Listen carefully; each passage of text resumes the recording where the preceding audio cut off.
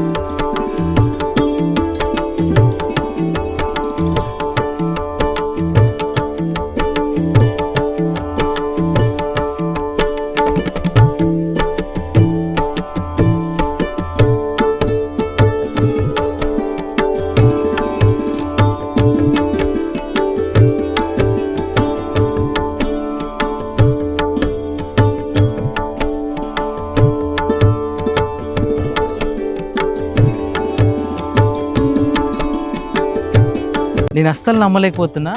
ఈ హనుమంతుడు నన్నే చూసినట్టు అనిపిస్తుంది. చూశారు కదా, ఆ హనుమాన్జీ కళ్ళు మనం ఎటు వెళ్తే అటు కనిపిస్తూ ఉన్నాయి. డ్రోన్ షాట్ విజువల్స్ మీరు చూస్తే క్లియర్గా మీకు అర్థమవుతూ ఉంటుంది. మరి ఈ అదృష్టం మీ ఒక్కరికి ఉంటే సరిపోదు కదా, మీ ఫ్రెండ్స్కి, ఫ్యామిలీస్కి అందరికీ షేర్ చేయండి. చాలా మంచిగా అనిపిస్తుంది. అండ్ చెప్పాను కదా, ఈ వీడియోని ఒక 10 మందికి అయితే షేర్ చేయండి. అండ్ ఇప్పటివరకు నా ఛానల్ని సబ్స్క్రైబ్ చేసుకోకపోతే వెంటనే సబ్స్క్రైబ్ చేసుకోండి. Thank you.